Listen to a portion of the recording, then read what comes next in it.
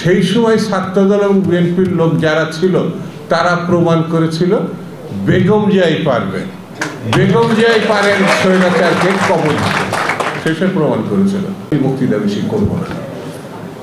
আমাদের নেতা জনাব তারেক রহমান সাহেব নিজে থেকে সারা বাংলাদেশে 16 বছরে যেমন সংগঠন গড়িয়েছেন, এগিয়ে নিয়েছেন, আন্দোলনকে সফল করার জন্য যা যা কৌশলগত ভূমিকা পালন করা তিনি সব করেছেন। এখন বাংলাদেশটাকে তিনি গড়তে চান। মুক্তিযুদ্ধের কনসেপ্টে তার পিতা স্বাধীনতার ঘোষক, তার মাতা সামরিক স্বৈরাচারকে উচ্ছেদে বিতরণে তিনি ভূমিকা রেখেছেন। এমনকি গত আন্দোলনে বিছানা থেকেও চিকিৎসারত অবস্থায় মৃত্যুর কাছাকাছি থেকেও একটা মানুষ কিভাবে সংগঠনে উৎসাহ যোগাতে পারে, মানুষকে একত্রিত করতে পারে, আন্দোলনের দিকে নিয়ে যেতে পারে, সেটি বেগম খালেদা জিয়া তার দেখিয়েছে।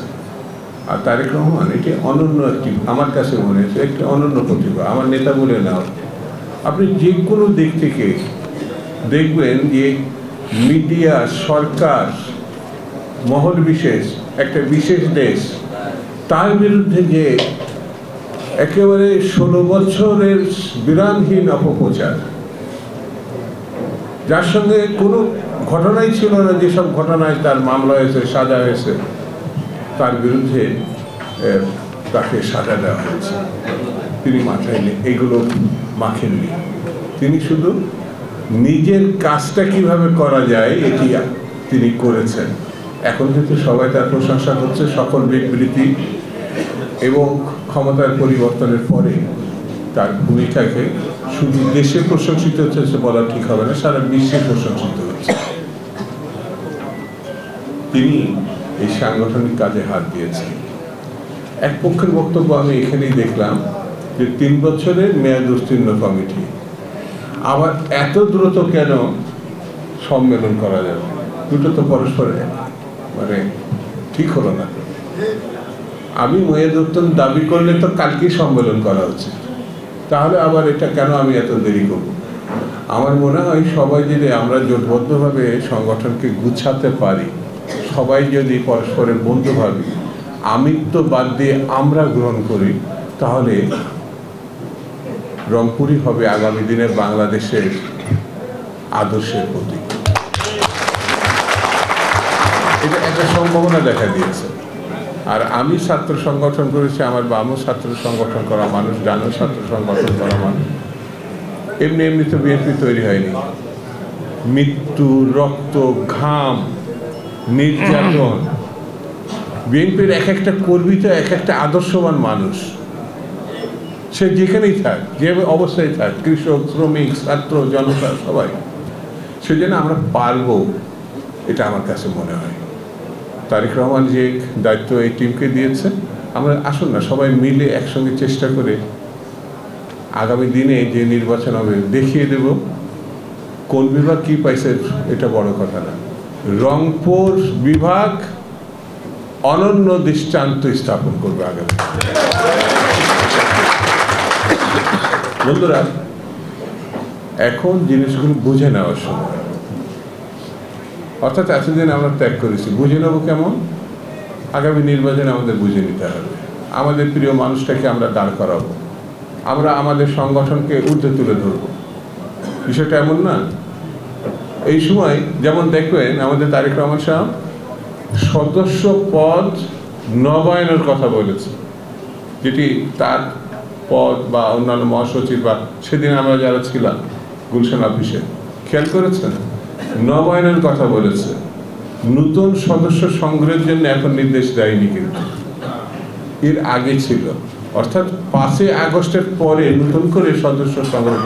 তিনি ব্যাখ্যাও দিয়েছেন যে যেভাবে হামলে পড়া, এটা আমার চুয়াডাঙ্গার ভাষা, হঠাৎ করে মনে হচ্ছে চারিদিক থেকে হামলে পড়া, বিএনপির সদস্য হতেই হবে। এরা কারা? আপনিও চেনেন, আমিও চিনি, সবাই চিনি। সেই জন্য আমরা আমাদের যে বন্ধুটা, আমাদের সহযোগী যে ত্যাগ স্বীকার করেছে, লড়াই করেছে, ক্ষতিগ্রস্ত হয়েছে, সেই প্রথম থাকবে, তারাই 1 নম্বরে থাকবে। তারপরে এই ব্যাপারে আমার মনে হয় কেউ দ্বিমত করবে না, কারোর মনের মধ্যে এর থেকে বেশি নেয়। বন্ধুরা, আমি আর বেশি কথা বলি, শুধু এতটুকু বলি, আসুন না এই শামু আর ডন এদের নেতৃত্বে যে মহানগরটা আমরা একটু গুছিয়ে ফেলি। যেভাবে হ্যাঁ, আমাদের অনেক কথা আছে, আমাদের কথা আছে না, অনেক চা পাওয়ার কথা আছে, কিন্তু একটা শুরু করতে হবে তো, এছাড়া তো মানে এগোনো যাবে না। সেই জন্য আমরা সবাই মিলে এই কাজটি করব। আর 2 নম্বর হচ্ছে যে যিনি আমাদের সংগঠনকে সত্যিকারের সংগঠন করেছিলেন, যিনি প্রত্যাশা করেছেন সেই যে স্বাধীনতা ঘোষক, কিন্তু সত্যিকারে আমরা যাকে মা বলি সেটা তো বেগম খালেদা জিয়া। তার জীবদ্দশায় আমরা একটা জিনিস প্রমাণ করি না, যে আমরা তাকে যেমন প্রধানমন্ত্রিত্ব গ্রহণে আমরা সহযোগিতা ছিলাম, তার ছেলেটি যিনি এই 18 বছর দেশে আসতে পারে না, তাকে প্রধানমন্ত্রী করে তার জীবদ্দশায় এইটুকু জানে, মা আমরা আপনার সঙ্গেই আছি। একসঙ্গে মিলে করে আমি কেন বারবার এই কথা বলছি, আমি ছাত্র রাজনীতি করতাম তো, তখন বেগম জিয়ার সঙ্গে গিয়েছিলাম। অনেকে বলতো যে বেগম জিয়া পারবে না বলে বিএনপি ছেড়ে অনেকে চলে গেছে, ছাত্র দল ছেড়ে চলে গেছে, অনেকে চলে গেছে, কিন্তু সেই সময় ছাত্রদল এবং বিএনপির লোক যারা ছিল তারা প্রমাণ করেছিল বেগম জিয়াই পারবে, বেগম জিয়াই পারেন স্বৈরাচারকে কবল দিতে, শেষে প্রমাণ করেছিল। আরেকটা সুযোগ আসছে না, যে এই উত্তরাধিকারের রক্ত, উত্তরাধিকার বলে আমি মনে করি নেতৃত্বের ধারাবাহিকতা, একটা যোগ্যতা দিয়ে তিনি অনেকে বলেছে টেমস নদীতে, উবায়দুল কাদের বলছে টেমস নদীতে বসে বসে হয় না। এখন উবায়দুল কাদের বুঝতে পারছে টেমস নদীতে বসেও শুধু কবিতা না, আন্দোলনের নেতৃত্ব দেওয়া। বন্ধুরা, আজকে আর বলি না, কারণ আরেকটা সেশন আমাদের আছে, অনেক কথা বলে গেলাম। খুদা হাফেজ। বাংলাদেশ জিন্দাবাদ।